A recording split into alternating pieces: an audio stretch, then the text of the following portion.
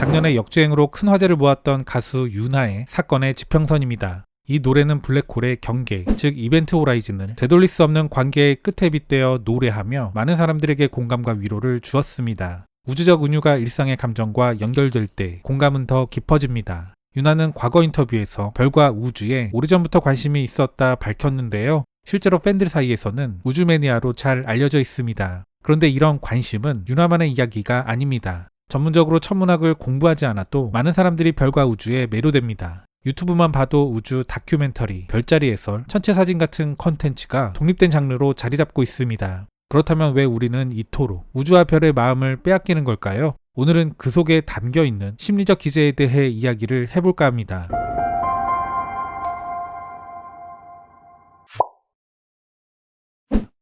심리학자 대처 켈트너와 조너선 하이트는 경외감을 인간의 기본 정서 중 하나로 설명했습니다.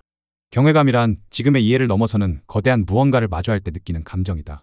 밤하늘의 광활한 우주와 별은 이런 경외감을 불러일으키는 전형적인 대상이죠. 별은 우리 눈에는 작은 점처럼 보이지만 사실은 수천만 광년 떨어진 거대한 천체들입니다. 그 사실을 인식하는 순간 우리는 은하수 가득한 밤하늘을 보며 자신이 작아진 듯 하면서도 동시에 더 큰 세계와 이어져 있다는 감각을 경험합니다. 심리학 연구에 따르면 경외감을 자주 경험한 사람들은 자기 중심성이 낮아지고 타인과의 연결감이 커지며 더 협력적인 태도를 보인다고 합니다. 즉 우주를 바라보는 경험은 단순한 감상이 아니라 우리의 사회적 행동까지 바꾸는 힘을 가지고 있습니다. 그리고 이런 이유 때문에 교육학자들은 아이들이 자연과 우주를 접하며 경외감을 경험하는 것이 타인과의 연결감과 협력성을 키우는 데 도움이 된다고 말합니다. 이처럼 우주와 별이 주는 경외감은 순간의 감탄으로만 끝나진 않습니다. 때로는 더 깊은 차원으로 이어져 피크 경험을 만들어내기도 합니다. 심리학자 아브라함 메슬로우는 인간이 가끔씩 경험하는 특별한 순간을 피크 경험이라고 불렀습니다. 피크 경험은 인간이 가장 큰 행복과 충만함을 느끼는 순간이다.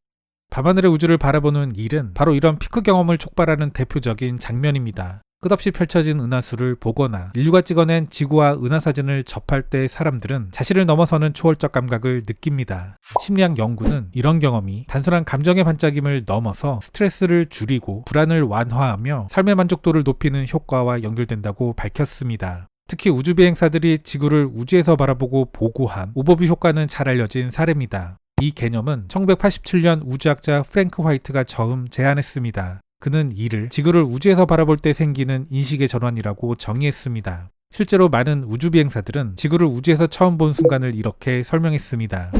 국경이 보이지 않았다. 인류 전체가 하나로 느껴졌다. 지구는 광활한 우주 속에서 떠있는 작은 푸른 점에 불과했다.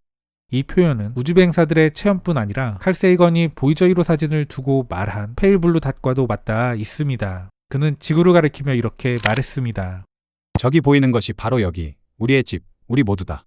즉 지구는 우주 속 먼지 같은 점에 불과하지만 그 안에는 인류의 모든 역사와 삶이 담겨 있다는 것입니다. 이 체험은 단순한 감상이 아니라 삶의 가치관과 태도까지 변화시키는 강렬한 경험으로 기록됩니다. 연구자들은 오버뷰 효과를 경외감과 자기 초월 경험의 대표적 사례로 해석합니다. 실제로 우주비행사들은 귀환 후 환경 문제, 인류 공동체, 평화와 협력 같은 가치에 더 큰 관심을 가지게 되었다고 보고했습니다. 즉 우주와 별은 인간에게 단순한 경이로움을 넘어 심리적 위로와 회복력 그리고 삶의 의미를 재발견하는 통로가 됩니다. 인간이 별과 우주에 매혹되는 이유는 단순한 낭만이나 문화적 유행이 아닙니다. 그 뿌리는 우리 인간의 본능, 즉 뇌의 본능적 작동 방식에도 있습니다. 인지과학자 마이클 셔먼은 인간 뇌가 무질서 속에서도 끊임없이 규칙을 찾으려 한다고 말합니다. 사람들이 자연 속에서 얼굴을 보고 무작위 속에서 의미를 찾아내려 하는 이유는 우리의 뇌가 본질적으로 패턴을 찾는 엔진이기 때문이다.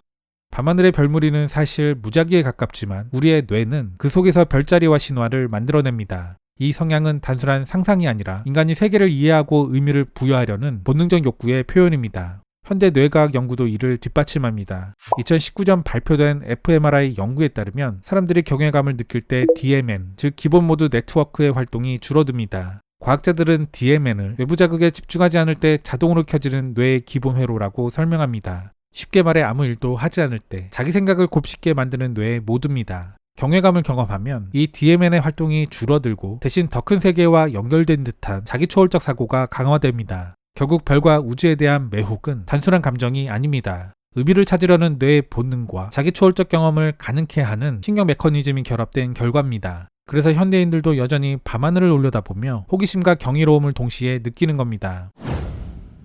별과 우주는 인류에게 단순한 풍경이 아닙니다. 그것은 심리학적 정서와 뇌과학적 작동, 그리고 인간 본능이 만나는 교차점입니다. 우주를 올려다보는 행위는 그래서 지금도 여전히 유효합니다. 별빛을 보는 순간 우리는 잠시나마 삶의 무게에서 벗어나 더 큰 세계와 연결된 자신을 발견하게 됩니다. 여름이 끝나가면서 밤 공기가 좋은 요즘입니다. 오늘 밤 좋아진 공기를 느끼며 밤하늘의 별을 보며 걷는 건 어떨까요? 빛고갱이 심한 시대의 현대인이라 별빛을 보지는 못하려나요?